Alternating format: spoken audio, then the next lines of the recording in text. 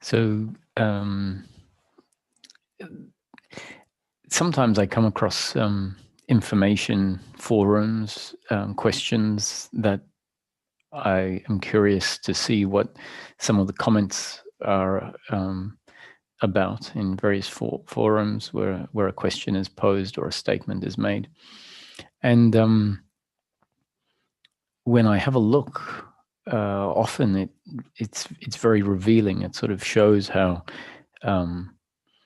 the ideas about the spiritual change, the spiritual movement, the realization, or whatever you want to call it, it becomes very apparent that what it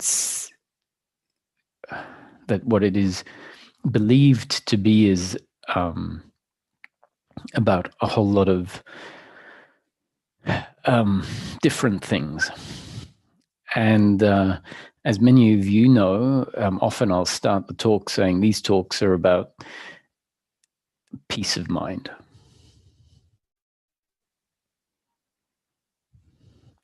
That essentially, if you hear the talks, you'll and conclude or deduct, it should be very clear that what is being said is that liberation, when described in very practical terms, when boiled down to a simple explanation that isn't trying to do a whole lot of teaching roles that a lot of the other explanations in any teaching is trying to do. Usually it's trying to address a particular issue, and so a specific concept is there, and it can be the concepts can be very varied. And so in this teaching, one of the concepts is that really enlightenment, or what is referred to as enlightenment, I don't like using a word like that because it makes it seem like something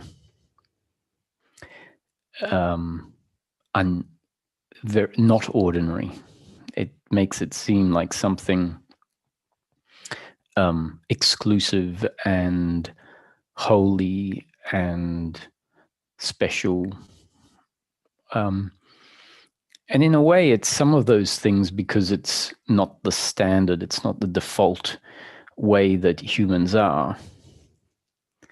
But really, there's nothing that special about that. It's different. There's no doubt that it is different, but it's simply because the human being has been sent through a certain tunnel that changes it. And so if everyone went through that tunnel and was impacted the same way, then everyone would sort of come out that way, and then it would seem to be as normal as what we consider that, or what we see as the default way humans are. It's just different. And what is the difference? So it's essentially what I'm getting at. I'm going around in circles a little bit, and I don't want to lose the point, is that this teaching says that this whole movement is about peace of mind. And when I look at the answers under questions in different forums, and there are any number of different forums, they're sort of like enthusiast groups.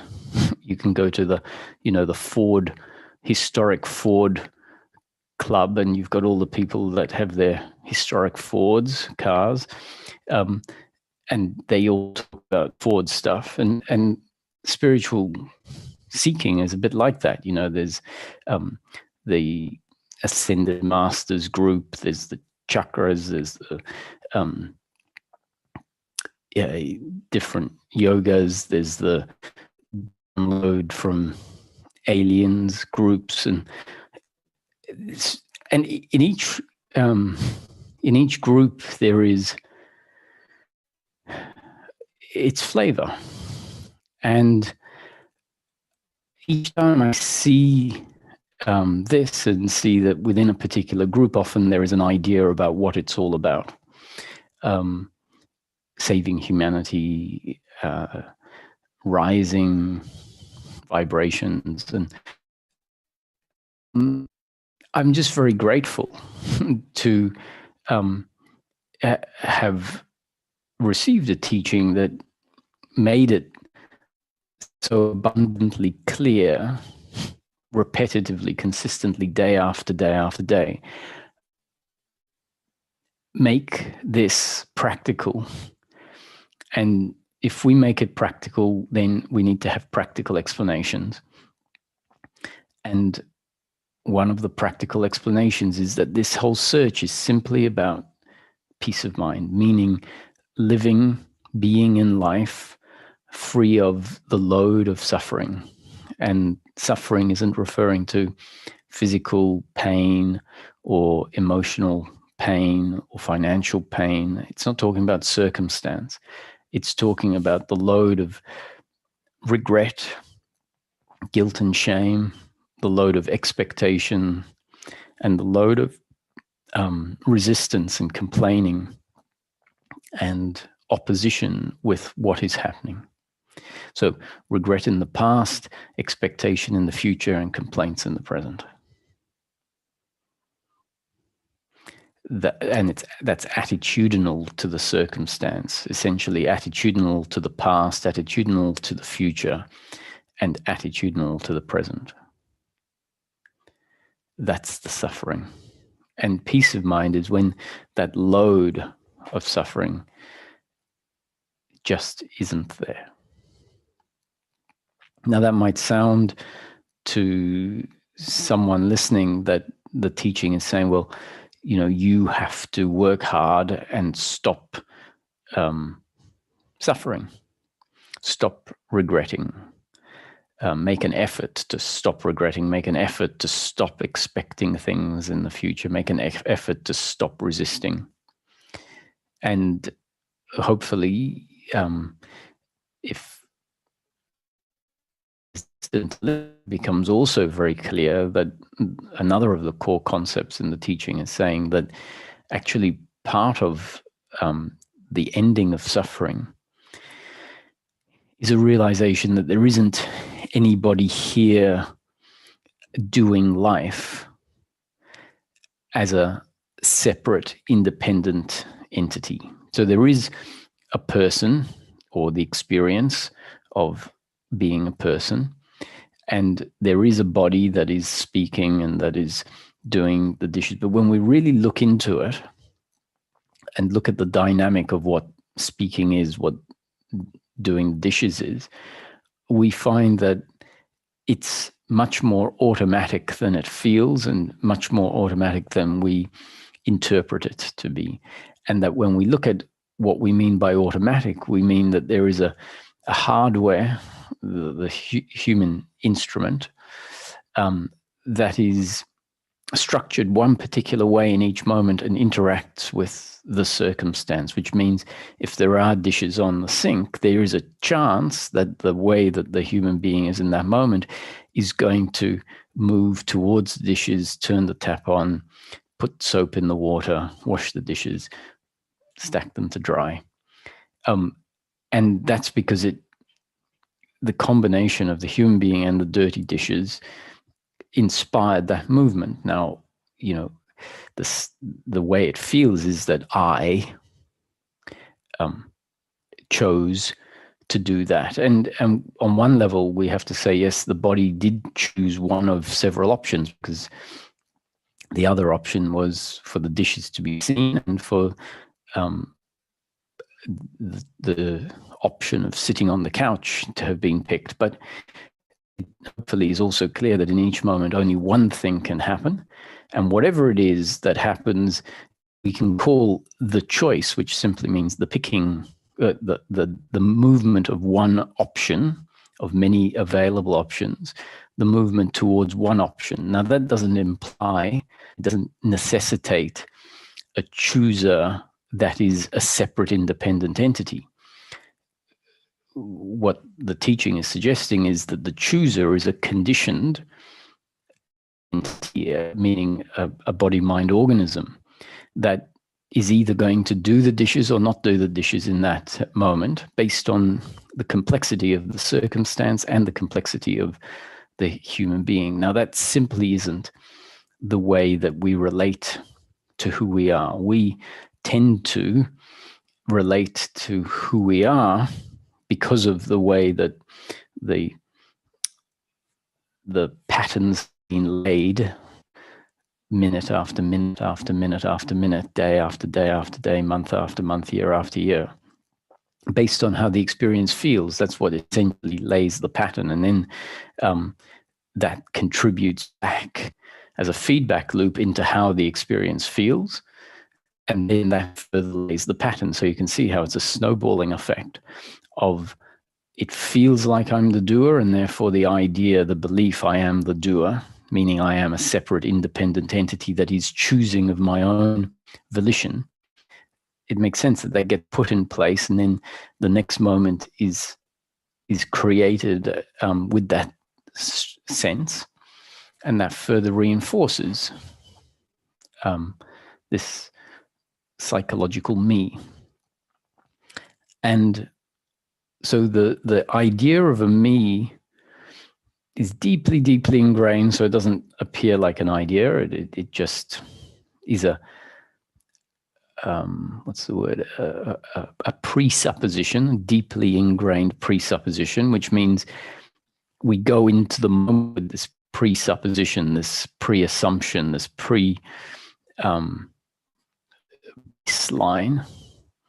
that I am a separate entity that has the capacity to choose of my own volition.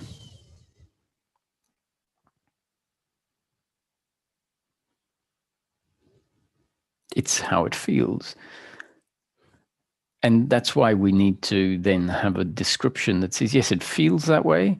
And actually, when we look into the human structure, we find that it's made up of two factors, the genes and the up-to-date conditioning.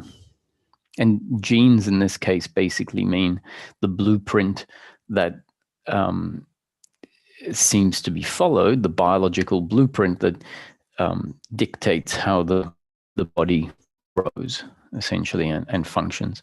And then that growing process happens not independent of an environment, but in an environment, and the environment is directly one with that growth process. So there is what we can call new conditioning being applied in each moment. And the combination, the cumulative effect of the new conditioning in each moment is what we can call our up-to-date conditioning.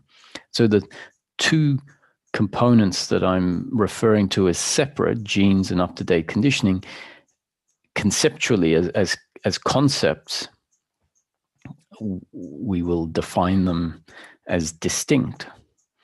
That helps us to look at the situation or look at the human structure. But really, there isn't a separation between the genes and up-to-date conditioning, and they are one unit. The human being is a result of the genes and up-to-date conditioning. And so we look in and we find there is no me. There is no chooser in the way we have come to know ourselves. And that's very important when I say there is no chooser in the way we have come to know ourselves. Because on one level, there is a chooser, just Facebook chooses which ads to put in front of you. YouTube chooses which adverts to put in front of you, because the word choice doesn't have to imply a conscious chooser. It just needs to, the word choice simply means selecting one of many options. The selection of one of many options is a choice. So YouTube chooses what to put in front of you. And it doesn't, so choice doesn't have to imply a chooser as we have defined what choice and chooser mean. And so when we hear that we have no choice, that life is going to unfold exactly as destined, what that means is there isn't an entity that is in control of how life, or there isn't an entity that is making choice from what we can call its own unconditioned free will.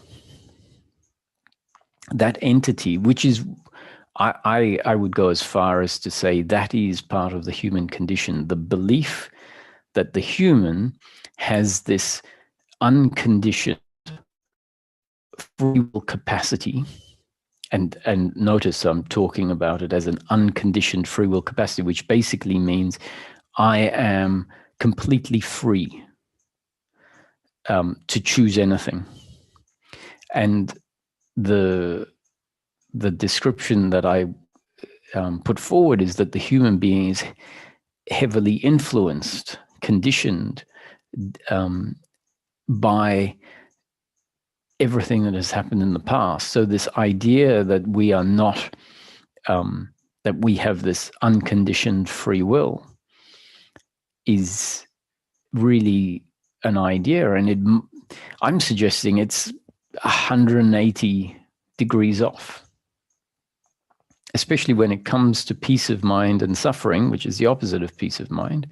Because what's the point of harping on about this particular thinking error? I mean, there's lots of errors that we make about things, but a lot of them don't relate back specifically to peace of mind and suffering.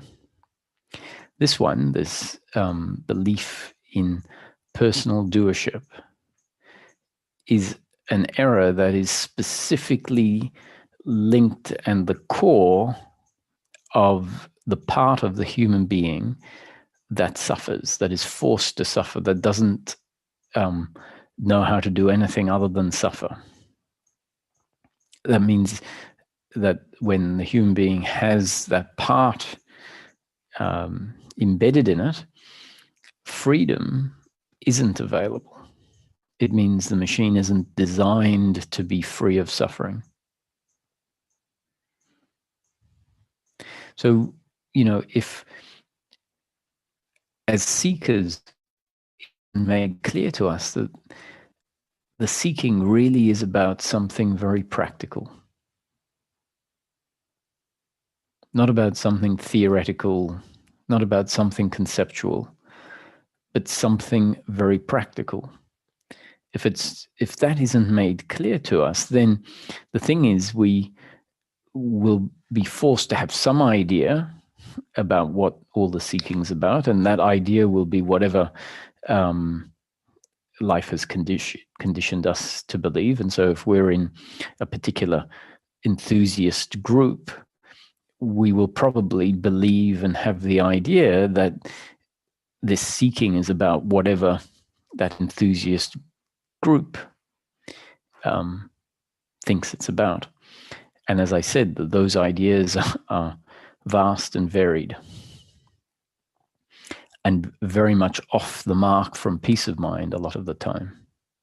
So this is just a concept in this teaching. I mean, it's up to you to decide whether that's what it's really about. The invitation is to not just have to sort of blindly believe that, yes, I'm going to go with it, it's about this, because there's a good chance that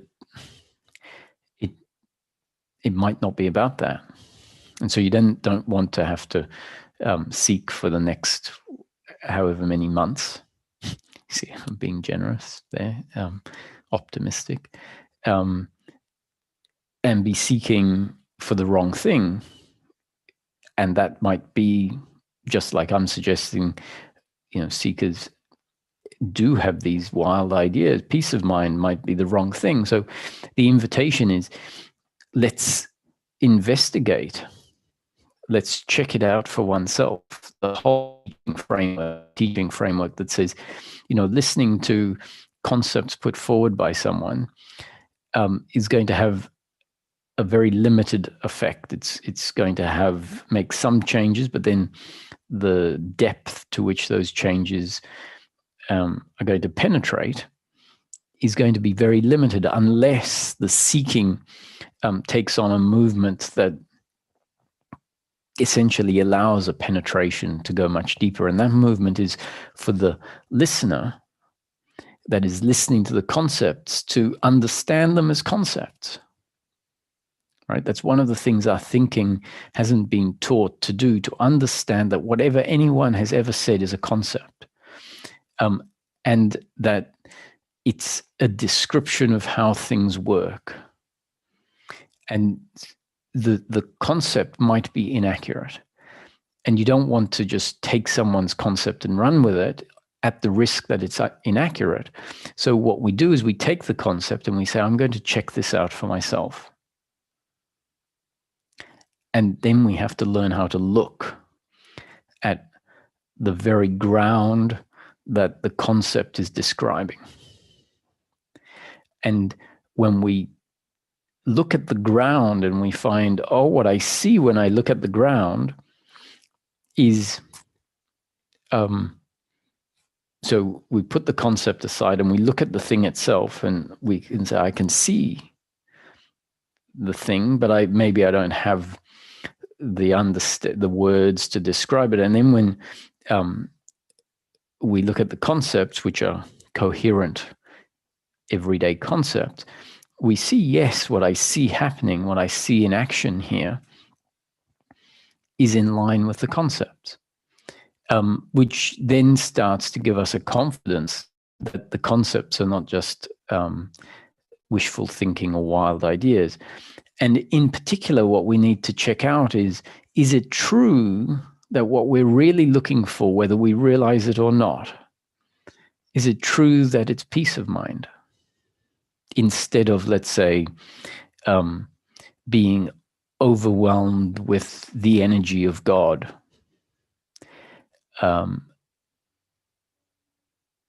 And instead of, for example, ecstatic bliss or special powers or oneness states. And believe me, there are some ideas about what the seeking is about that are much more unrelated to peace of mind than maybe connection to God and oneness. The ones I've mentioned are sort of connected to peace of mind, but they're still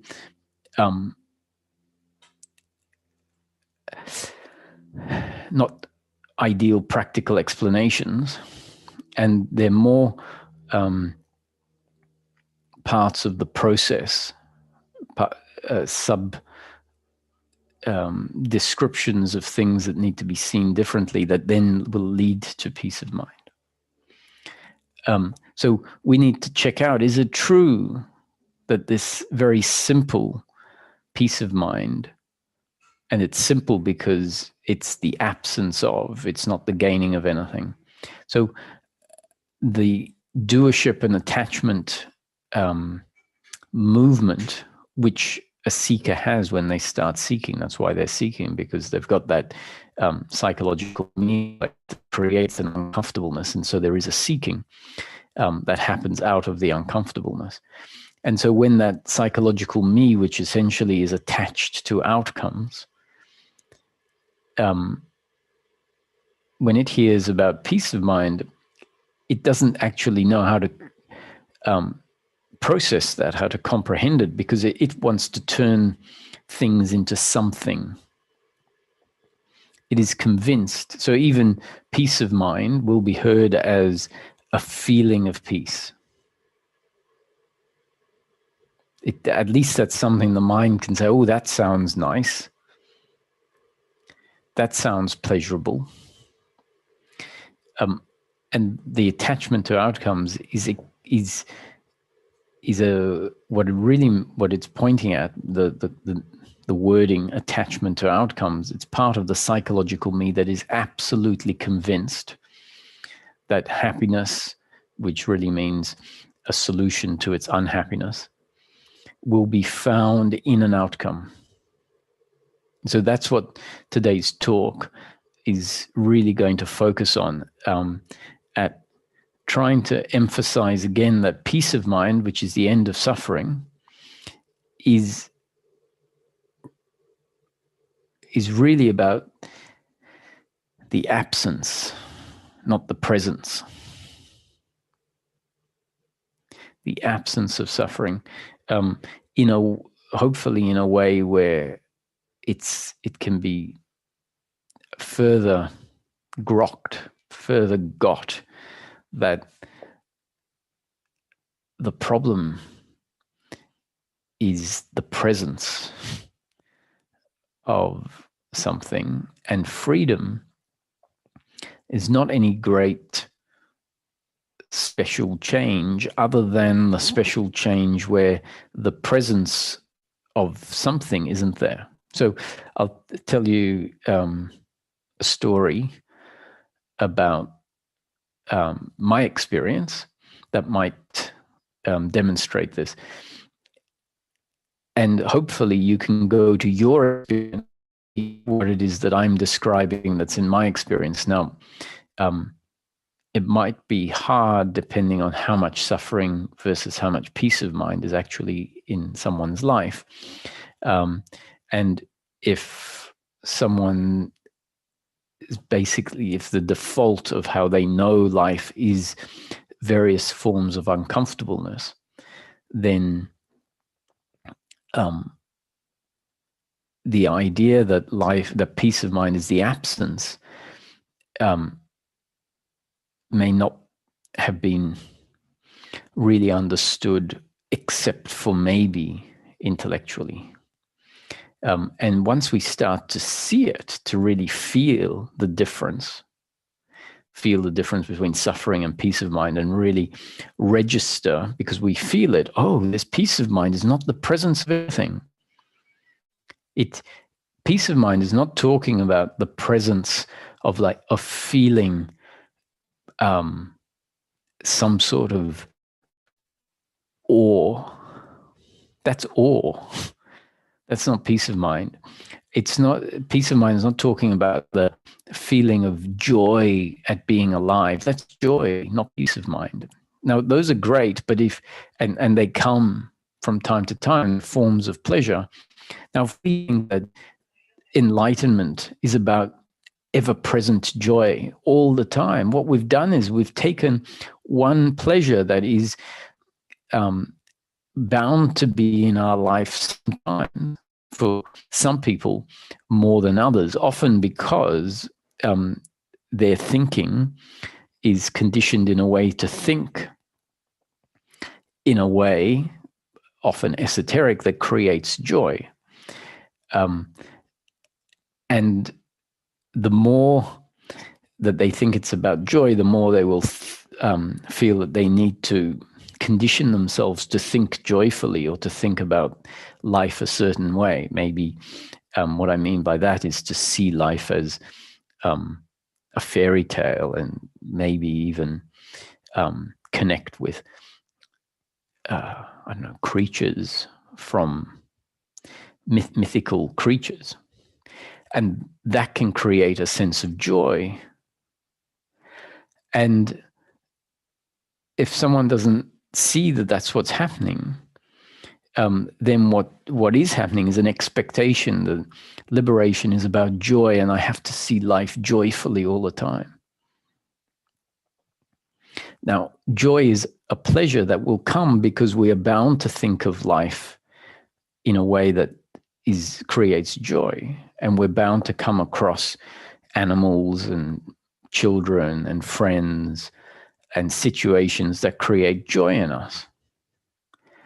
But to go and then say, that's a nice feeling, so life must be about joy, and I feel joy when I think of myself as, not form and formless. And so then I feel joy, and to think, oh, that's what it must all be about then. Or expansion, various forms of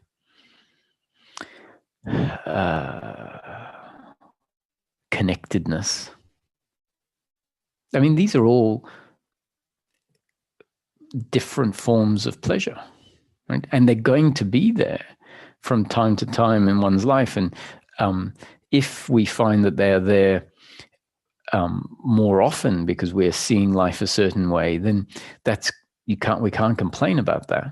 But if we make it into an expectation that one day it will be joy, joy, joy, joy, joy, oneness, oneness, oneness, oneness, that's where our thinking has become attached to an outcome without us realizing it.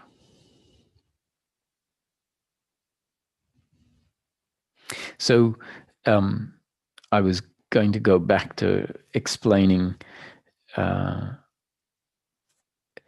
how there was a time when various feelings of suffering would come in to my experience, and it had come in out of the blue. And that's when I really got the benefit of, even though peace of mind was largely there, because of, I don't know, whatever, well, destiny, let's say, which includes various various ways of having seen life and understood various pointers, and then thinking about life that way, and things changing because of the thinking and the seeing, and maybe seeing that I was believing certain things that didn't need to be believed. And so peace of mind had largely set in, but not with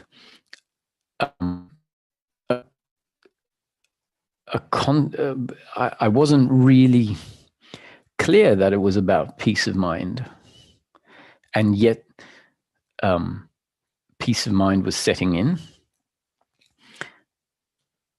And it's only when suffering would drop in out of nowhere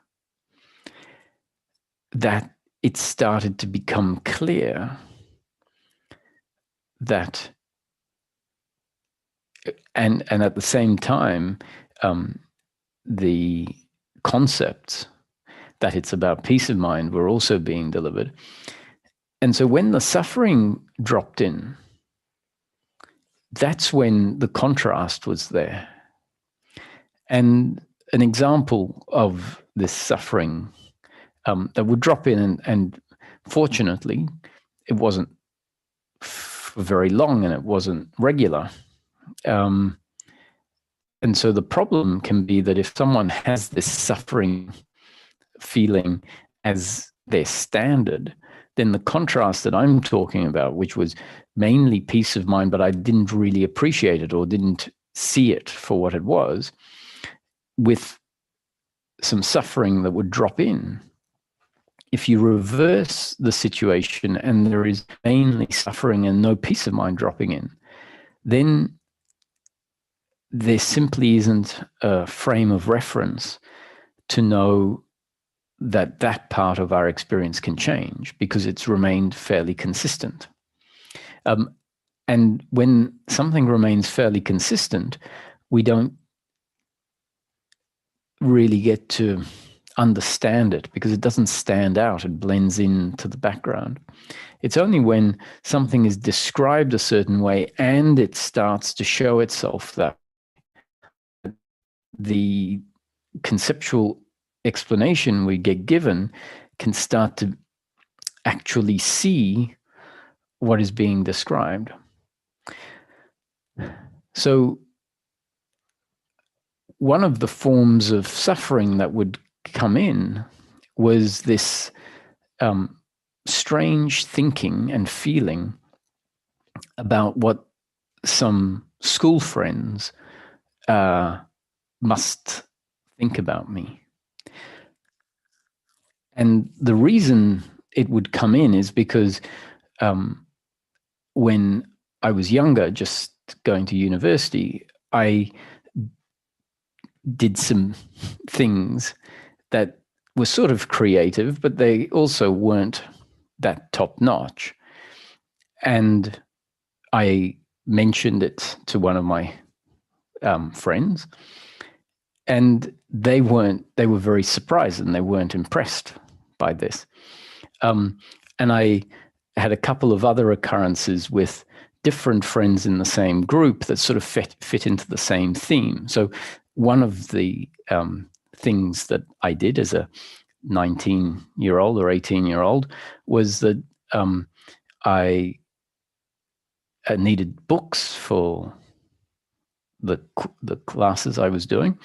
And my father was very insistent on paying for my studies, or at least part of my studies, and the books were part of it. And so he asked me how much the books were, and I had a list, and he wrote out a check for the books. And when I went to buy the books, I realized that there were secondhand books available. And so I bought secondhand books and kept the difference between the check for the cost of the new books compared to the secondhand books. And I thought it was sort of wasn't hurting anyone, and was benefiting me. I needed the money at that time because there was always something new that we wanted. And so I mentioned this to a friend, and they weren't impressed. And I can understand why, looking back on it. You know, it's not the ideal thing to do. It's a form of stealing. And then there were a couple of other situations that happened with friends following the same theme, not the same theme of stealing, but to do with money. And the thought would sometimes come up out of the blue that, oh, these school friends must think this of me. So I imagine that they would all be meeting and thinking, oh, this is, saying things about Roger. This is who Roger is. And because it isn't actually a good reflection of my character, I felt uncomfortable with that being the case. Now, as I mentioned, this feeling is something that would drop in.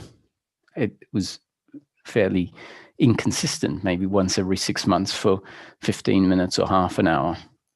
And when it was there, the thinking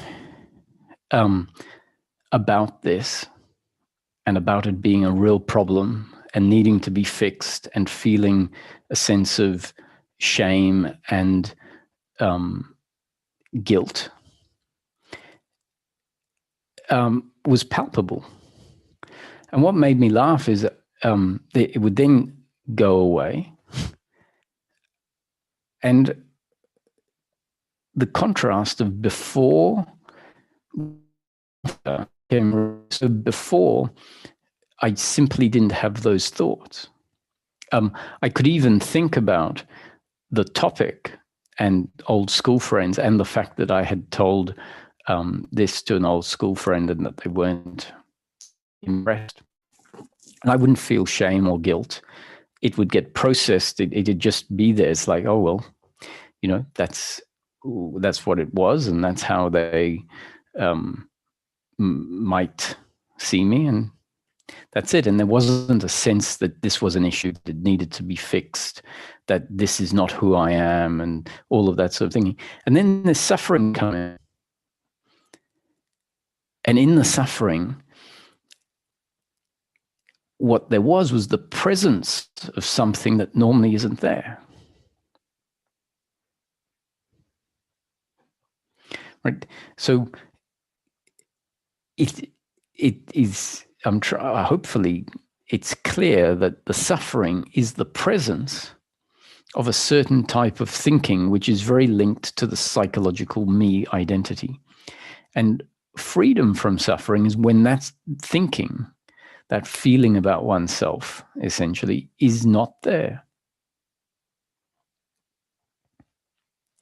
And then after the feeling goes away, I can then think about the topic. And once again, there's a thinking about the topic with a, well, what to do about it? If they think that, they think that. And so then it's very clear again that there isn't an investment with that, what has happened in the past, in a way that it links in with a sense of who I am. Now, that isn't something that I do. It's not something that I can put my mind to and say, oh, don't feel bad about that. What I'm trying to demonstrate is that before that half-hour period, let's say, one is living life, and that thought about those people in that way, and that what happened or what I did, just simply doesn't arise. It's not a feature of the day. Not because I'm working hard at making sure it's not a feature of the day. I'm working hard at whatever else is happening. And when I look back on it and someone says, well, why didn't you think about that situation with the university books? I go, I don't know. It just didn't occur to me, which really means it didn't happen. And in that half hour, it did happen. And in the same way as it didn't happen, but now with the content, which was a feeling uncomfortable, and no one did it. It might seem, it might feel, it does feel in the suffering, it feels like I'm thinking these thoughts, and these thoughts are about a situation that is really very unfortunate and needs to be dealt with now in the present day, because this is not right. This is not the image they should have of me. Now, all of that's suffering. And it happens. Why does it happen? The explanation in the teaching is it will happen if the psychological me is still part of one's genes and up-to-date conditioning. And so it happens, and then it stops if it's in line with your genes and up-to-date conditioning. So it not happening is a result of your genes and up-to-date conditioning, and then it happening is a result of your genes and up-to-date conditioning. So we have to have an explanation that says, there can be remnants of a psychological me. And if there are only remnants of a psychological me, then it means a lot of the time is going to be free of suffering. And then occasionally, some of the remnants kick up and there is suffering. And if there is a very strong, well-established psychological me, and not remnants, but a strong me, psychological me in place, then we could say that a large proportion of your daily life is going to be various forms of suffering, with no or only little bits of windows of peace of mind.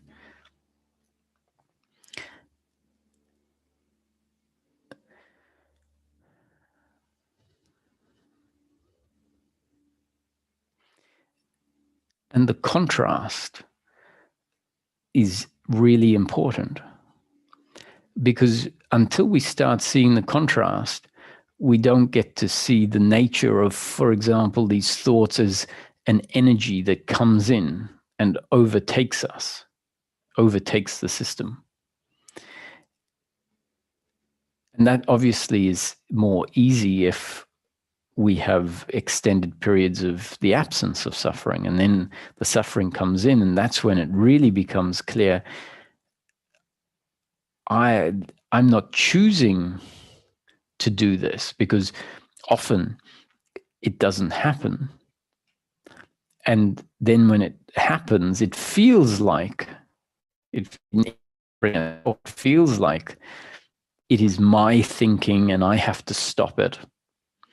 And I have to change how people think about me. Now, that's one of the components, one of the attributes of suffering thinking, is that it feels so personal. It feels like there is a me doer, because that is the identity in action, is this sense of a separate self that is heavily defined by outcomes. Outcomes includes, for example, what people think of you. And without a contrast, that sense of self, in this case, it would be self with a small s, denoting the psychological me, which is different to the true self. So the true self would be the absence of those feelings, the absence of the self-image, the self with a small s. So when there's that suffering, that's what it feels like. Like there is a me that life is very personal to, that life is happening to. That's what it feels like. And so a lot of the teachings as they're described, just we might want to understand them, we might want to get them, but when we go to our experience, if there's a lot of suffering, and meaning a lot of the psychological me, it just doesn't ring true. We might look at the landscape to see if the concept makes sense. And when we look, we don't see a landscape that reflects the concept, because we're looking at the landscape that is the suffering, for example. So the teachings include concepts about the suffering landscape, so that can be investigated. So it says the psychological me is essentially an uncomfortableness with oneself, an uncomfortableness with the other, an uncomfortableness with life. So when that feeling of shame comes in, feeling that, oh, people are thinking certain things about me, and this is very important, meaning that what someone thinks about me is very much part and has to do with who I am. When that's the case, then what we find is there is an uncomfortableness with the sense of who I am. There is an uncomfortableness with the other thinking what they think, and there's an uncomfortableness with life, meaning with the fact that it is like this. An uncomfortableness with life might also mean an uncomfortableness with the fact that it's raining when we wanted to go out on a picnic, for example. And so we can't be uncomfortable with the other, because it's not the other that's raining, it's an impersonal aspect of life. So we might be uncomfortable with the fact that life is taking a turn for the more difficult for some people at the moment, because of the world situation. And we want to make it personal, so we'll tend to think about authorities that are seen to be making this happen this way. And in some situations, we just can't blame government. So the description is that suffering is an uncomfortableness with oneself. So there's an invitation to look and see if that concept matches your landscape. And as there is a looking, then we can put a tick next to the concept and say, yes, tick, an uncomfortableness with oneself ultimately.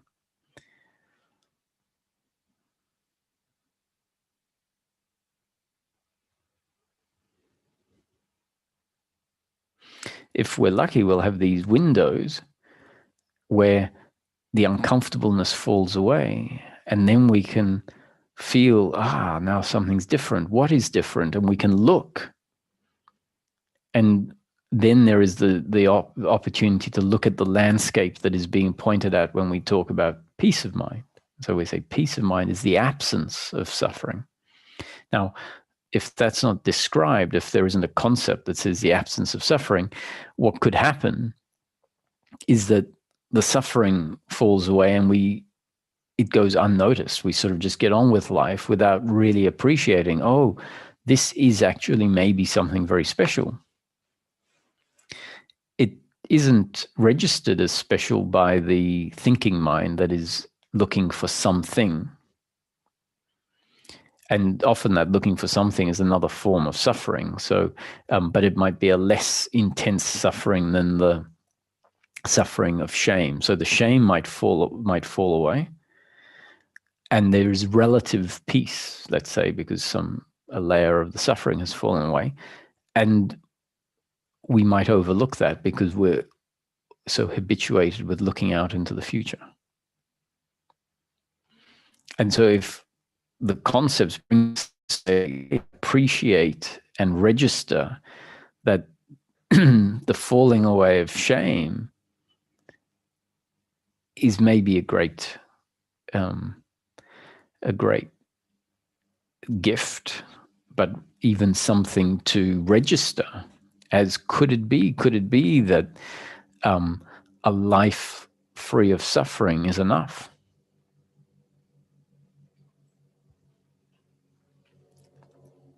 Now, that doesn't become that evident until all of the layers of suffering fall away, because the shame might fall away and there's a relief because we know how uncomfortable the shame is, but it doesn't get registered because now we're looking for not the end of suffering, but something. And so if that attitude of looking for something, which is attachment to outcome and a type of expectation, that is part of the psychological me, that means there is an uncomfortableness. And so we're not going to, in that moment, be able to feel the real freedom from suffering and the real gift that freedom from suffering really is. Because what we've experienced is a relative freedom from the shame, but there is still a layer that essentially distorts our true nature in such a way that we'd say, surely this isn't it. It will feel like, oh, this can't be it. And it's not it, because there's a layer of suffering, being the expectation that hasn't been seen, where we are waiting for joy or for oneness or for salvation or the, I don't know, light age to come in or something.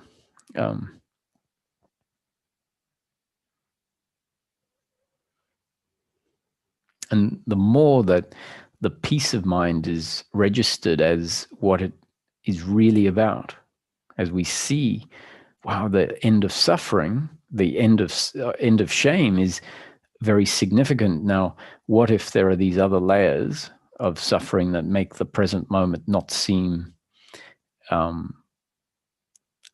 where the answer is? And then what if those layers start falling away, just like the shame start falling away?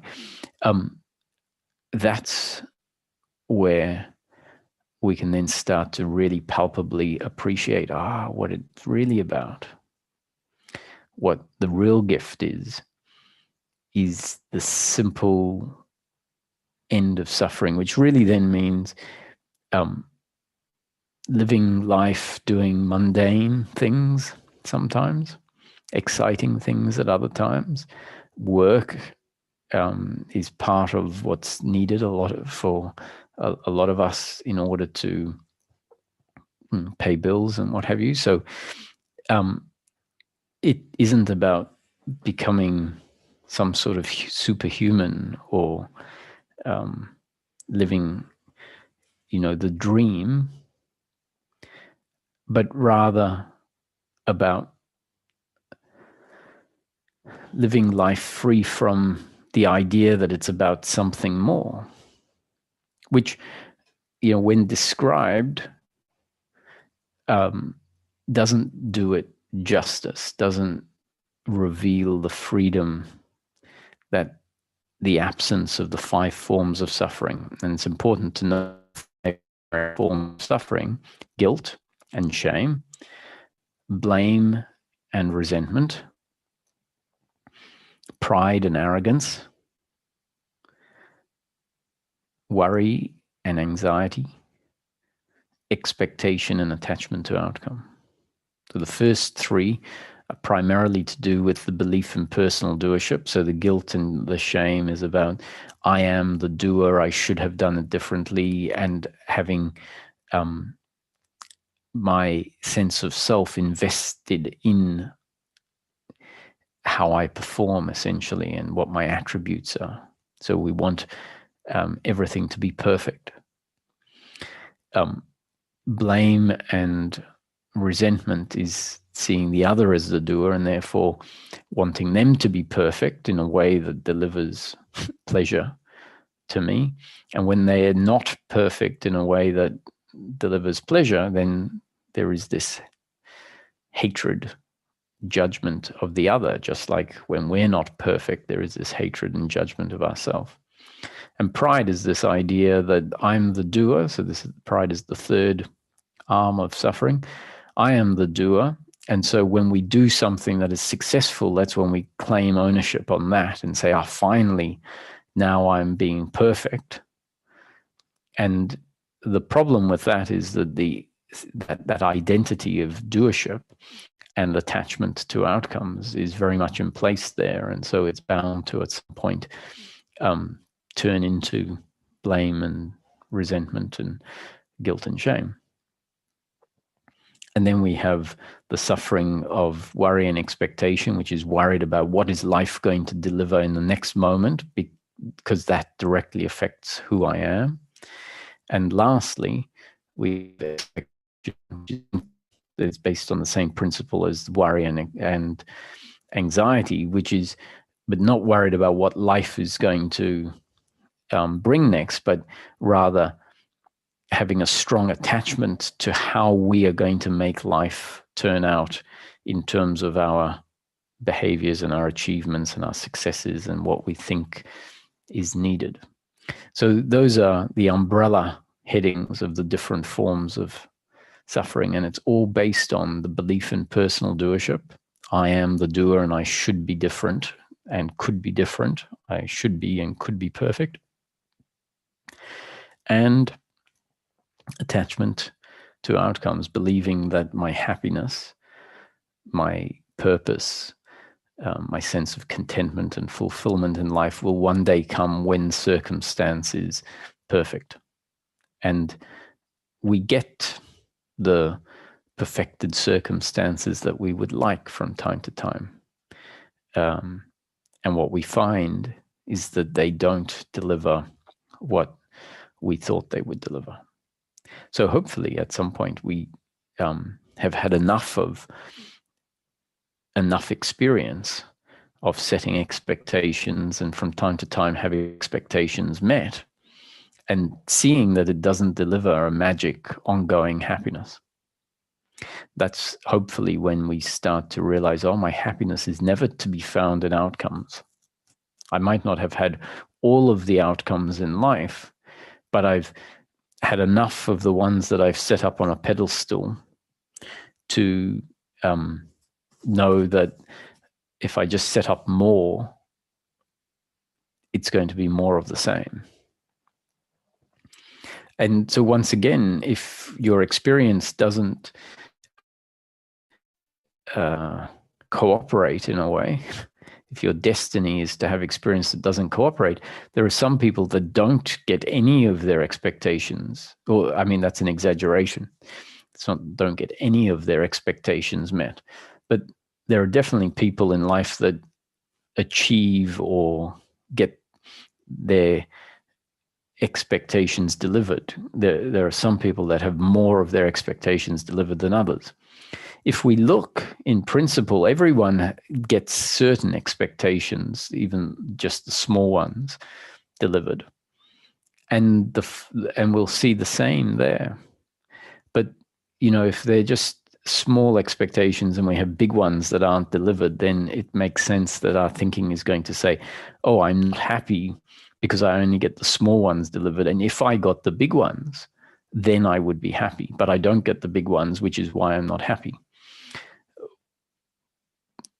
That's maybe where we can learn from what others tell us. And there are those that are very fortunate in terms of outcomes, in terms of financial and other sorts of outcomes, successes and fame and whatever. And they'll tell you, believe me, that's not going to give you happiness. In fact, sometimes very much the opposite.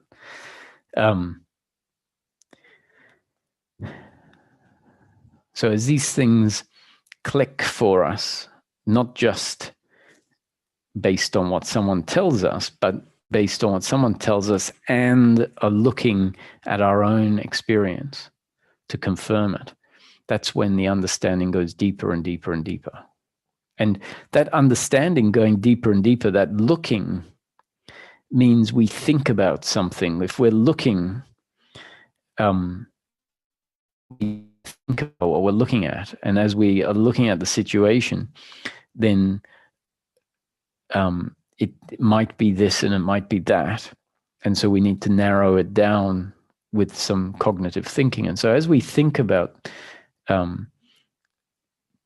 experiences and look at similarities between experiences we've had, then that's really developing our thinking. And the more we think about something, the more that we're interested in a topic. Not because we say, oh, I should be interested in this, but because there's an interest. If there's a natural interest and we think about something, what happens is we naturally understand it more than if we're not interested in it.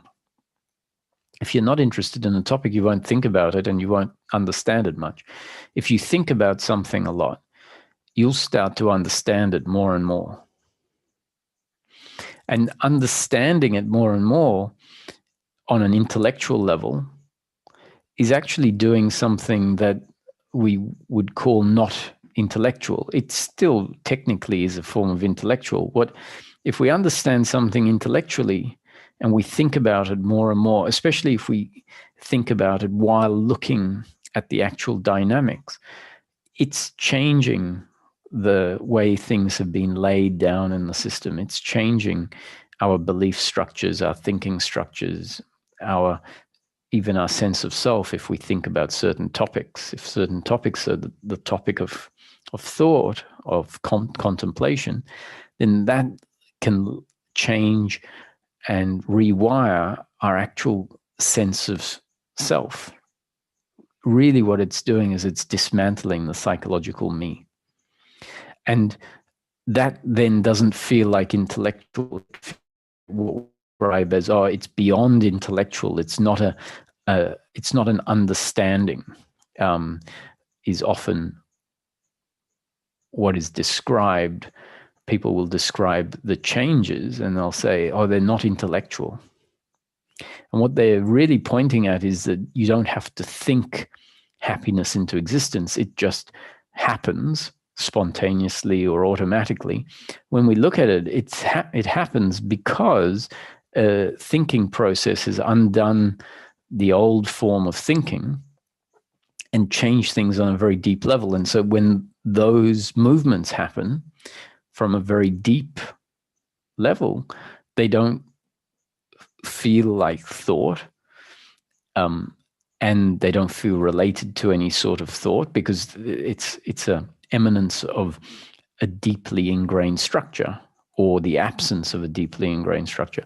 And that's what people mean, is that this is not an intellectual understanding. This is not something you have to negotiate in your head and rationalize and in order to be happy, in order for there to be peace of mind. It's about a much deeper change. However, when we look at this deeper change, I think it might be at some point important to recognize that that deep change that is called not intellectual maybe is much more linked to thinking than we think, but thinking that makes systemic change. But systemic change doesn't, some people just describe it as a flash in a moment. And I think that's because of selective data retention or selective analyzing of the situation.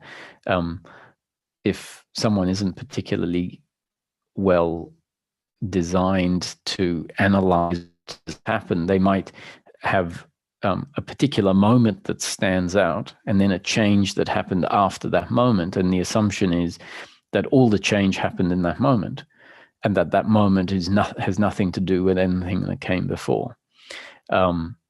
And so some peak experiences seem to happen spontaneously and instantaneously, and they don't appear to have anything to do with thinking, and they don't appear to have anything to do with what came before. And my suggestion is maybe it's not quite as simple as that. Maybe there is a very strong link between the fact that someone had been thinking about oneness or God, or that there is no doer or whatever for months, and then maybe even given up and thought this isn't helping, and seemingly given up the seeking, giving up the thinking. And then out of the blue, some click, some insight, some flash happens. And they go, I get it. It has nothing to do with all of that thinking. It's about when the thinking stops, for example. So it even seems like it's got absolutely nothing to do with thinking. In fact, thinking is the problem, because the flash can often happen when we give up, when we stop thinking, and because our thinking was happening in a way that was a little prohibitive, and so it was prohibitive in one sense, that it needed a stop. But that doesn't mean that what we were thinking about for months wasn't actually making a change that contributes to the flash. That was also aided by the fact that at some point there was a stopping. And so if we are a little, it's not really lazy, but not trained to maybe understand the workings of dynamics, we can form a conclusion just on how something feels. And I've often said that feeling is not necessarily a reflection of how things really are.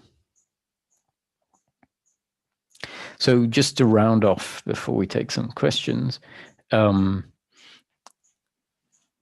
this notion of the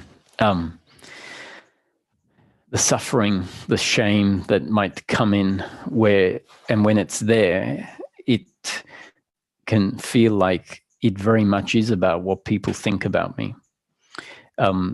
That's a description of a suffering that is that is based on a psychological me at the base of the suffering. And that psychological me says my happiness and my completeness is very much dependent on what people think about me. And that whole feeling of shame that doesn't seem intellectual is emanating from a me identity that is very much based on beliefs that have been laid down, layer after layer after layer. And the whole point here is maybe, so at some point we will come in and we'll say, but maybe my friends aren't thinking that of me.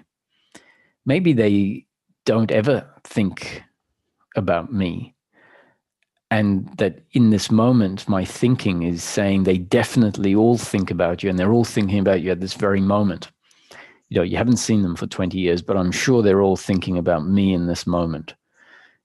That's what the suffering feeling is shouting out to us. And at some point, someone will say, hey, what if you're wrong? What if they're not thinking about you and they don't think that about you? And if they met you, they might go, or if someone said, do you remember that Roger character? And they might all have nice things to say about you.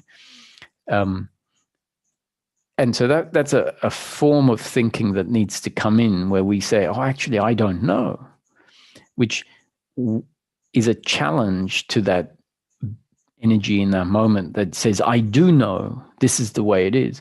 So for a thinking to come in and temper that psychological me and that way of thinking and see it as an assumption that is assumed to be true, and for us to bring in the notion of I don't know, that's one part of what can start to cut off the suffering. Another part is, for example, for us to say it was destiny, life unfolds one way. And so there are a lot of different rationalities that can come in and weaken the suffering thoughts. Sometimes don't work, but if we are really seeing life a certain way, then we can contemplate about the suffering with these thoughts that run contrary to the suffering, that aren't confirming it. But peace of mind is not about explaining it away as saying, oh, well, that's a 19-year-old thing to do, or maybe they're not thinking about me that way. Because even if they are thinking about you that way, right? And even if that's not a 19-year-old thing to do, as in all 19-year-olds do it, it might be some 19-year-olds do it, but it's only the shitty ones. So the freedom comes when we know ourselves on a deeper level to the functioning, the specific functioning of the person. So what it means is that we also at some point need to say, they may well be thinking that about me, and who cares? And the who cares is not the who cares where someone pretends not to care. Oh, who cares that they're thinking that about me? I don't care what anyone else is thinking about me. What other people think about me doesn't bother me. It's not that sort of who cares. That is the who cares, but I really care. I'm talking, yes, actually, it was a shitty thing to do. And they might have that view of me. And really, it's like, who cares means it's not a rude thing. What it's really pointing at is that's not how I define myself, not intellectually, but on a experiential, how I know myself really has to be deeper than outcomes, has to be deeper than thinking and feeling and actions and behaviors. If it's not, then we're not going to find these periods of freedom of suffering when in fact things like this happened in the past. Because if we don't know ourselves on a deeper level than outcomes, than behaviors, than characteristics, than good points and bad points, if we don't know ourselves on a deeper level than that, then what we're going to be doing is regurgitating our sense of self. We're going to have to be forming our sense of self in each moment based on what has happened in the past, what's happening now, or what might happen in the future. And if that becomes how we know ourselves, basically a regurgitating of what's happened in the past, what's happening now, and what might happen in the future. It means we're hanging on to stories about things that happened, good things. It's like, oh, I remember, and we tell this story. I remember in this party there's this, and I gave this speech and everyone loved it, or whatever. And we hang on to those things in our photo albums. And it's like, that's who I am. All the things that happened in the past is who I am. And then we're going to remember all the things we didn't match up to a benchmark of good enough. So this knowing oneself on a deeper level is something that we have to gain access to.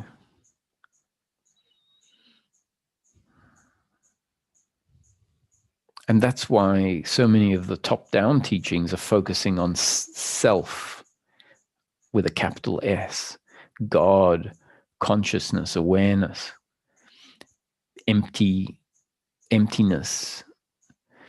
because that is a dimension of the human being which is not described by those teachings as a dimension of the human being, but rather described as reality or truth or beyond the human being. That is a quality of life, let's just put it that way, quality of life that is available, that gets covered up by the psychological me, by the I am my actions, I am my shortcomings and my good points, and I am what happens in the flow of life. This other dimension gets covered up. And so some teachings, rightly so, will say, all of that is illusion. Your idea of yourself as a person, which really means the psychological me that sees itself identified in outcomes and all of that. It says that's all an illusion. And what is truth is beyond all of the appearance, beyond. So it's essentially a methodology of shifting a balance of power, or shifting the balance from the psychological me to the part of the life experience that is available, that is overlooked, that is not presenting itself. And when it does start presenting itself, we realize, oh, that's a space or a dimension outside of thinking, more primal to thinking. And so that means that the behaviors, the feelings, the thoughts can all be seen as clothing, as not the core, not the essence. Now, if I describe it and you're hearing it, but you're not familiar with this essence, then once again, the words are not really going to do it justice, but hopefully the words can also strengthen our connectedness to this aspect. It can reveal it. It can encourage a movement to there, where it starts to get felt more and more, where it becomes more and more familiar, more and more accessible. And that's when we start to know that space as a space prior to thinking, a space that is covered up by excessive thinking, a space or an essence, a function, a quality that just is aware of whatever is, and it doesn't need to think, that it doesn't, that awareness, for example, can't think. When we start to see that thinking is a function of the content, let's say, or a function of the relative. So we can even say that thinking is one of the outer functions of the human being, and the core exists with or without thinking present, and that thinking can cover it up. And so as we drop into the core, it can become a place of refuge, And that is the process of getting to know oneself more truly, which means getting to know the core of oneself. And then we look back from knowing ourselves then and we say, yeah, you know, these things, that's destiny unfolding, is that, you know, I did things that I'm not, I can't say are great, but the me, the psychological me that is completely invested in how things turned out in the past, how I acted in the past, and how the future is going to look, has dissolved. And there is a groundedness in the core of who we are, which is presence.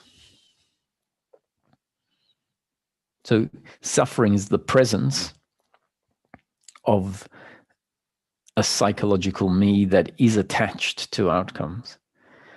And freedom is a presence of the core of who we are that, when revealed, is something that is unaffected by and is not defined by those good actions or bad actions. So I'll round off by reminding you that in South India, I think one of the sages of several hundred years ago was previously a murderer, and would collect, I think it was fingers or something like that, of his victims and wear them around his neck as a necklace. And I think there was another one, he had a jar of knuckles or something of his victims, or teeth, or something like that. And maybe it was the same psychopath that had both a jar and a necklace. And at some point, a shift, a change happened. And I'm pretty sure that the psychopathic tendency then stopped, because even though a lot of our behaviors will carry on, some of our behaviors are very much a result of the psychological me. And so when the psychological me dissolves, those behaviors will dissolve. Some behaviors and shortcomings that we think are going to dissolve won't dissolve, because they're not necessarily from the psychological me. So there are some attributes that are not great that we, when we're seeking, will hope will dissolve, because that's part of our attachment to outcomes. So we're sure that those shortcomings we have are a problem, because we feel so inadequate because of them. And what ends up happening, if the psychological me dissolves, certain shortcomings remain in place. And there's no one there that feels like that's an issue. And that's when it becomes clear, oh, it's not about becoming a saint or a perfect person. It's about having an attitude towards those shortcomings that is equanimitous. Now, that attitude, equanimity, will almost certainly dissolve any tendency to hate people such that you're a psychopath. So some behaviors that are, or all behaviors that are linked specifically to the psychological me, will dissolve, but some biological shortcomings may not, or probably won't. And freedom is a freedom of attitude towards those shortcomings.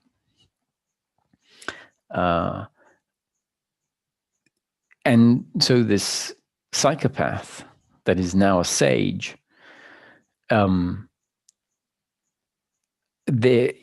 what they've gained by their sageness, according to this concept, this teaching, is peace of mind.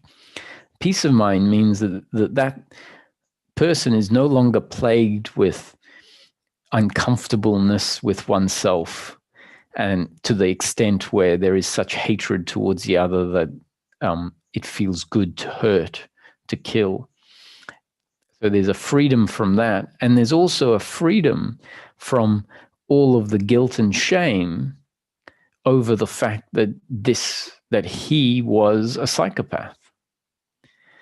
And that freedom from the guilt and shame means it just simply doesn't arise, and it won't make any sense to him in a way.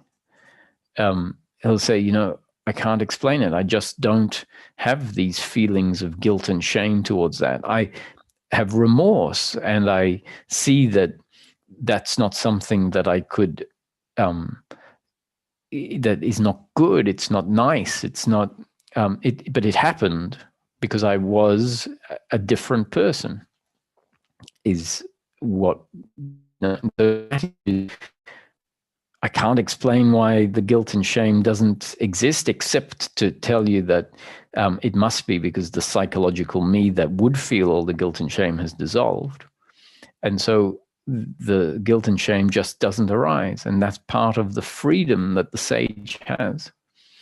And that, if interpreted the wrong way, sounds like someone will hear it like, oh, that's just a fancy excuse to not feel bad about things that you should feel bad about.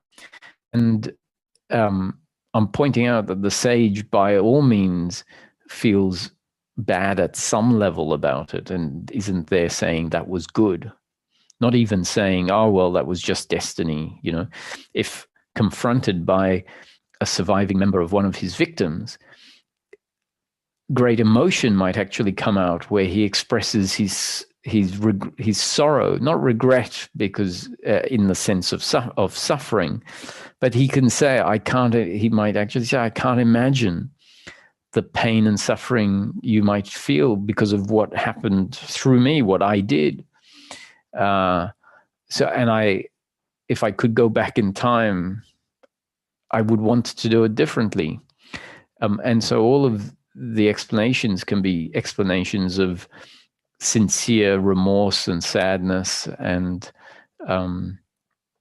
not minimizing the situation. And yet internally, it doesn't get turned into this is who I am.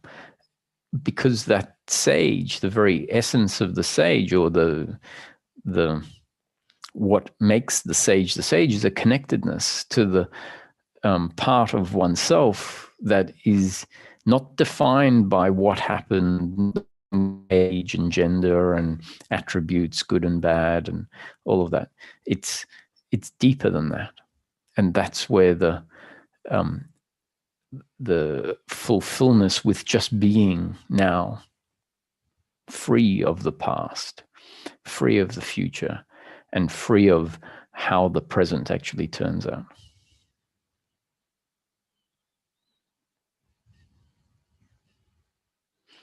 So we'll take some questions.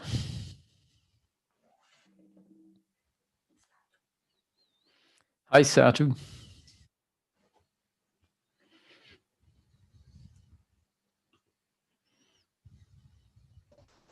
Hey, Lord. Hello, Satu.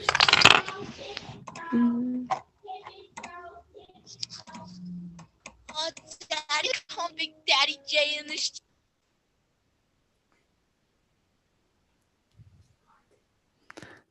Hello, Martin.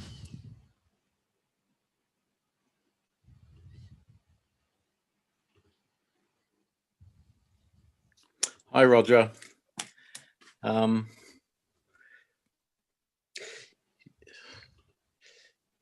want to ask you a question, Roger. I was listening to a satsang you gave a couple of years ago in India the other day. And everything was very, very clear what you said. You actually nailed my experience. You were talking about concepts to talk about, if you smile at a monkey, you show your teeth, and they will then attack you. They'll see it as showing your teeth is an act of aggression for monkeys. And then you went on to explain about that concept. You tested it. You went and smiled at another monkey, and it was a bigger monkey, and it did actually come towards you and frightened you. And then you went on to talk about the psychological self, and it was quite interesting. You actually said something that I often say. It's I need to kill myself, and you explained that what that was a psychological me, a doer, trying to end the suffering. And then you said something very, very interesting, which I do hear myself say to other people, is that life has brought you this far. It's not going to drop you it's not going to drop you now. And I was going to ask you if you could just, I don't know, how could you expand on it? But it's something that I do say to myself occasionally. I'll kill myself. And I just think, well, that's crazy. You know, you've not come this far to now do something stupid like that. And you explain that it's this doer, the psychological mind, trying to end the suffering by killing itself. If that makes any sense. I was going to ask you could. It was quite extraordinary. Things became very, very clear to me. But listening to you today, I'm all in a muddle. But well, I'm not. It's funny how we hear things, right? Because sometimes we don't necessarily hear what is said, and it makes so much sense, even though we're not hearing what's said.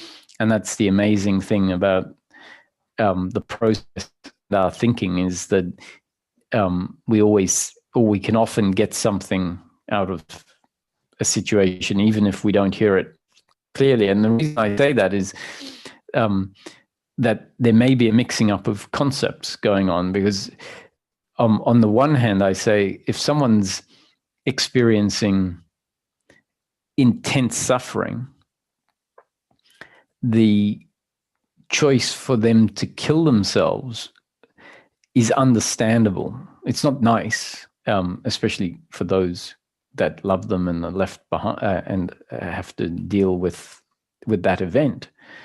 But if we take a impersonal perspective on it, and we see that if someone has gone to the extreme of killing themselves, then the uncomfortableness with themselves must be so strong that it makes sense. So it's like it's the only way out that they can see of the suffering. And so if someone actually goes ahead and tries to do it and is in fact successful, even if they're not successful, if they try to do it, it's a pretty good indication that the suffering is pretty intense. And it makes sense. And if someone does kill themselves, then my attitude often in that situation is it's sad, and there's a degree of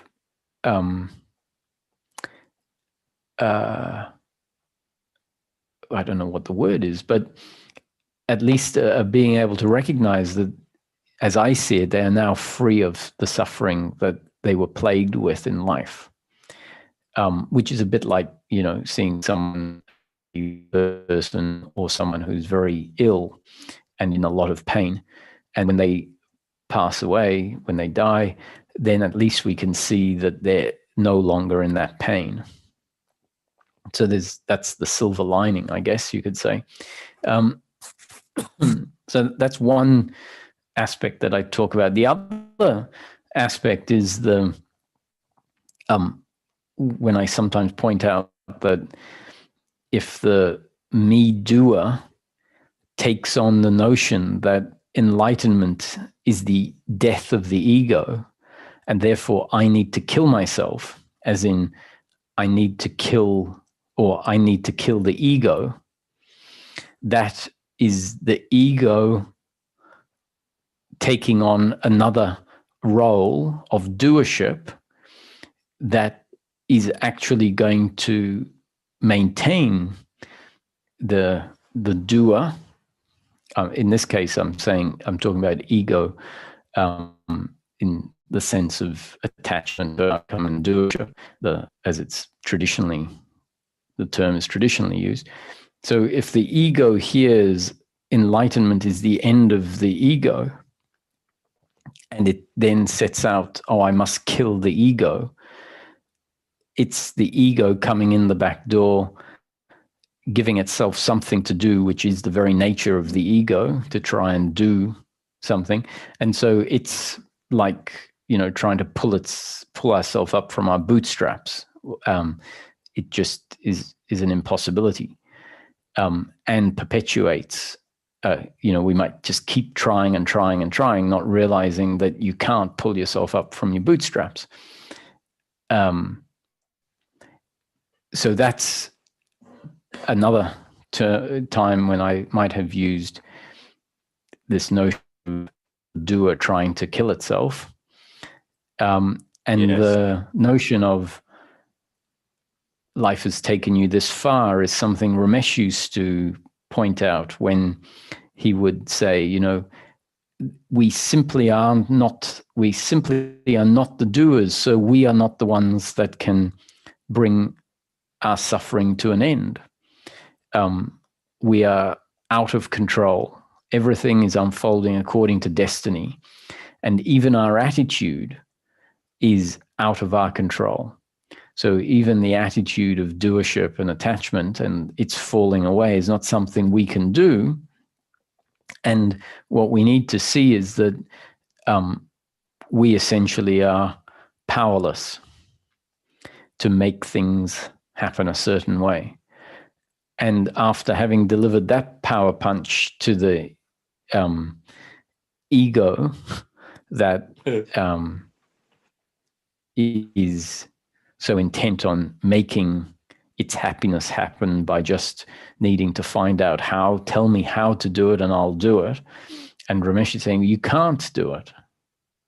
That's what you need to realize. You can't do it.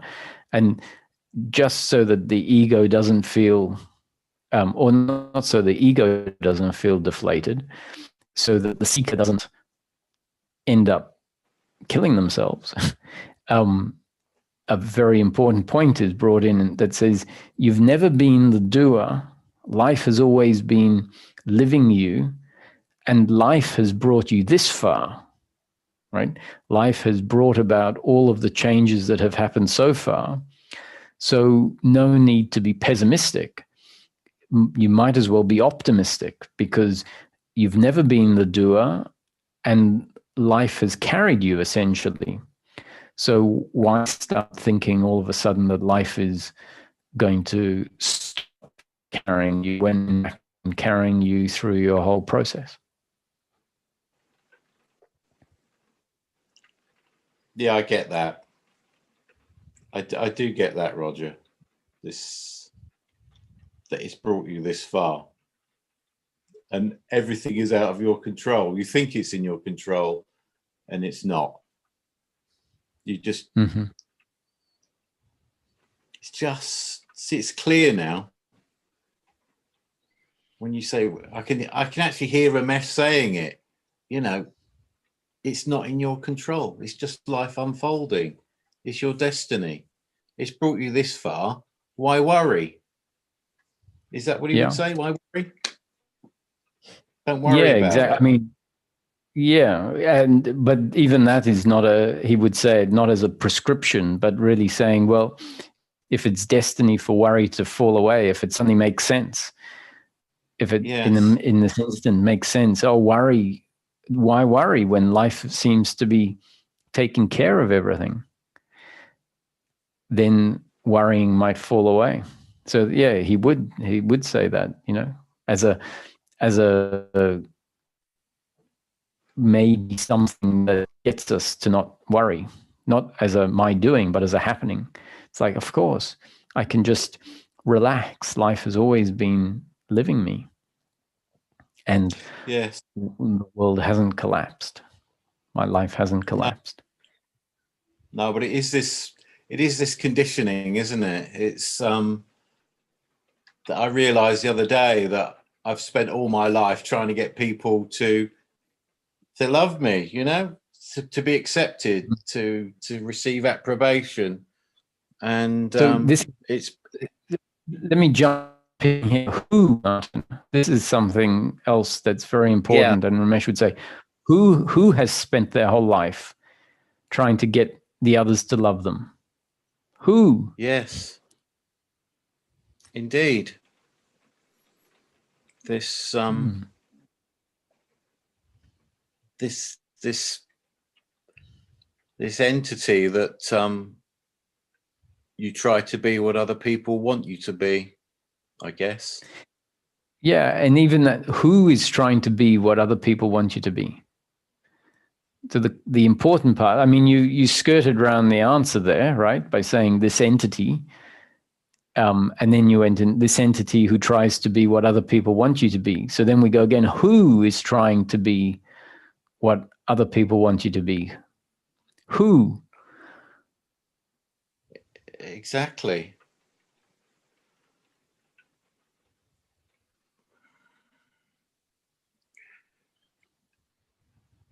Yeah, yeah, who is it? Hmm.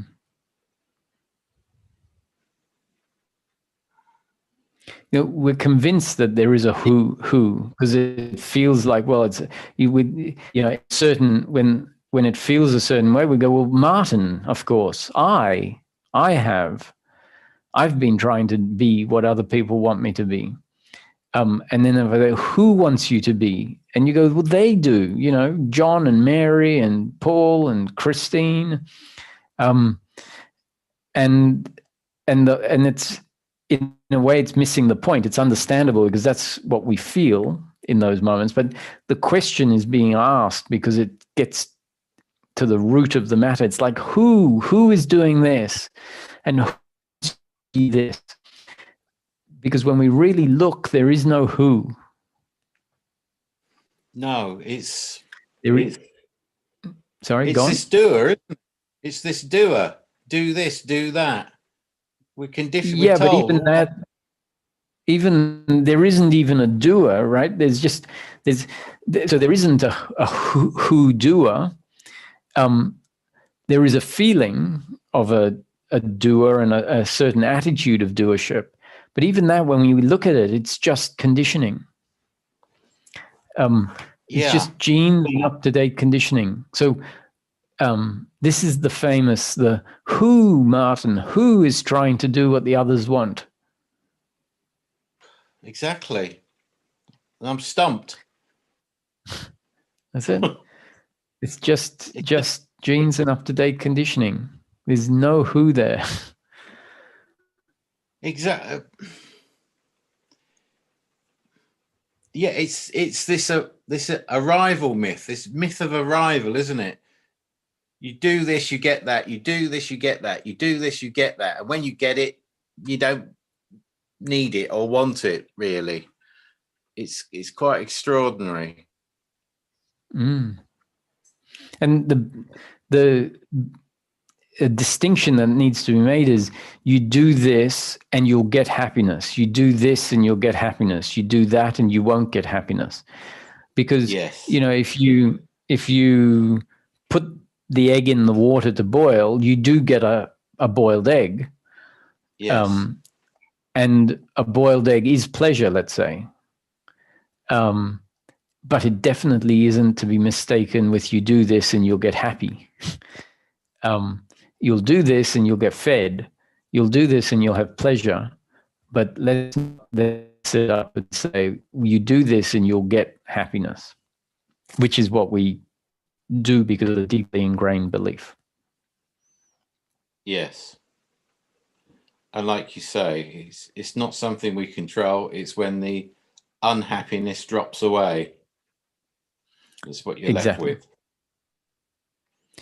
And Indeed. It does happen a lot. It does happen a lot, Roger. I can tell you that very often it does all drop away. And I think, actually, I'm in this moment, I'm perfectly happy.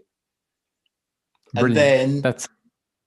And then it all, you know, and I can hear you saying, this is my destiny unfolding.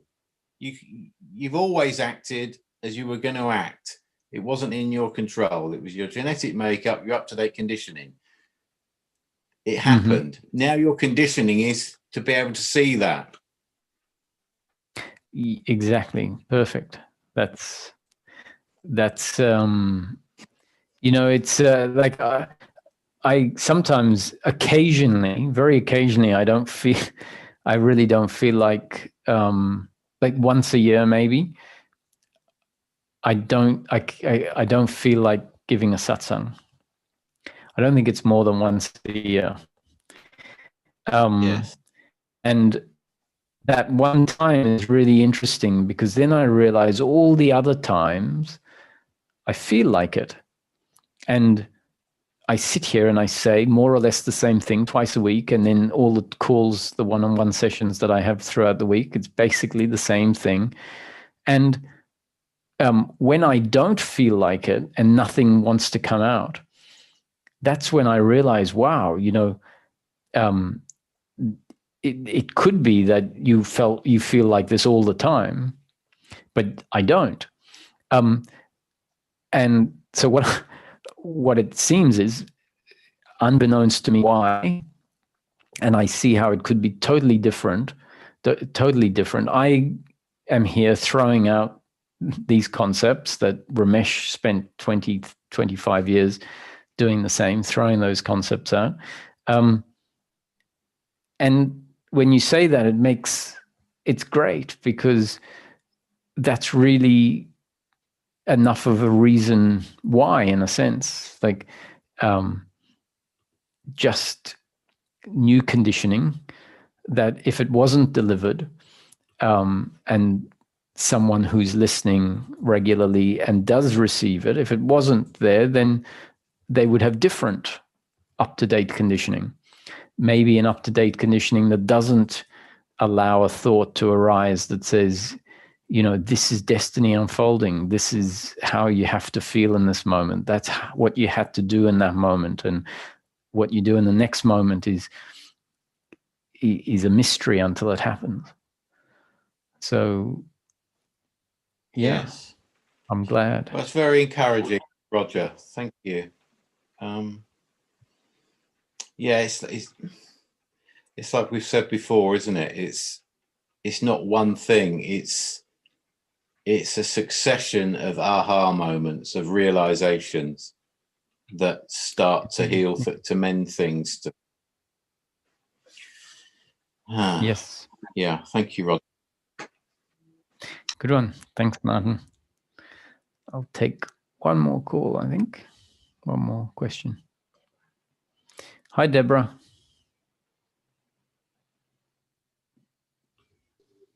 Hi, Roger. Can you hear me fine? Yes, loud and clear. Oh, good. Yeah, it was just really interesting. Something more is unraveling for me. When I was listening to the beginning, in the very beginning, right when you said, that the talks are about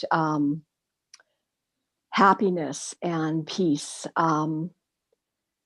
something happened inside where I realized that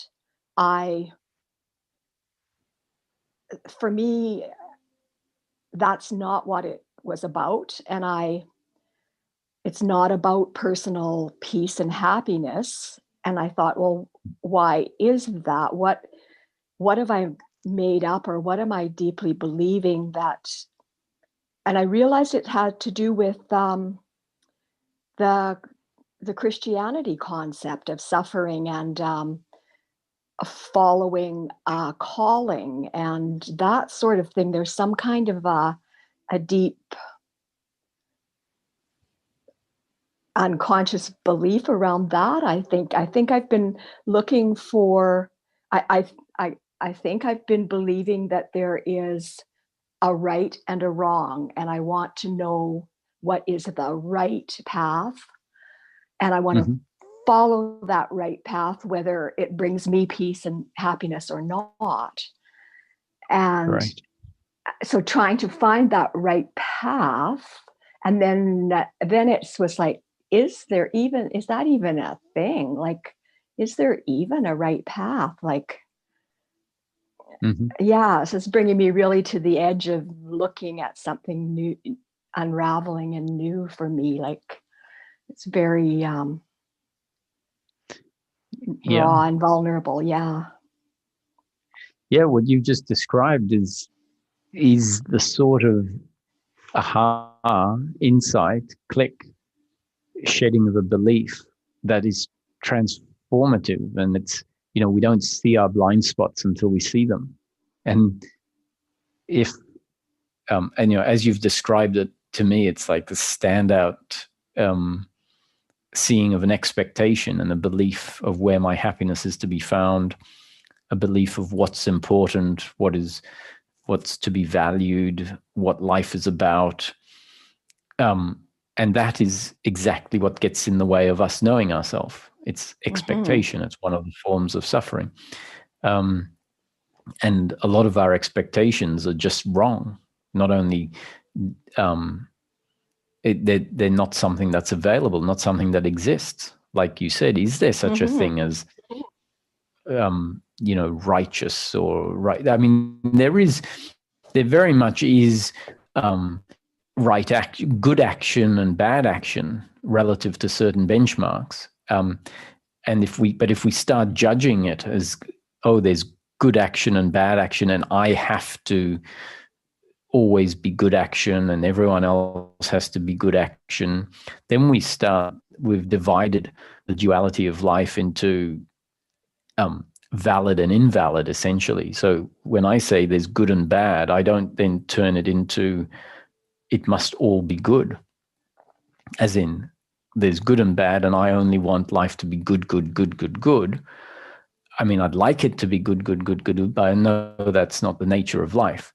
So often why teaching will say there is no thing as good and bad or right and wrong is because it's trying to deal with our attachment to good and to right, which is where we've set up the idea of good and therefore I have to be good. Right, I have to be right. Wrong, you mustn't be wrong. That tends to be our attitude to duality. Is we're attached to one side of duality and we resist the other. The teaching comes in and says there is no such thing as good or bad, whereas I say there is good and bad relative to certain benchmarks, relative to your preferences. The issue is don't be attached to life being only good or only right, because there actually is only life as it unfolds, which is sometimes right action, sometimes, or there's a difference between good and bad and right and wrong in a way. Yeah, that right action implies. Sorry, go on. Yeah, I was just thinking that it's not really, I wasn't really thinking of good or bad. I was just thinking of what is actually right, Right. Yeah. What is pure? What is that sort of thing? Yeah, like, and not whether it feels good to me or not, like pleasure and not pleasure, but just what is there actually a correct action, And I guess I thought like the doer will try to try to be good and then judge it and all that. But I thought that once the doer had kind of dropped away, the response to life unfolding would be pure action. Just, I guess I thought you would be like, I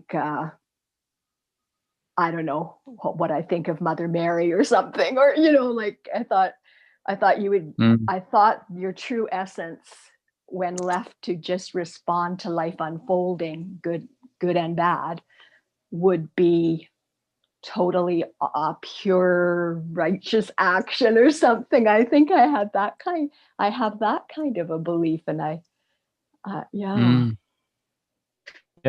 I think it's very different, or my experience is very different, which is why the teachings say this is not about becoming a saint.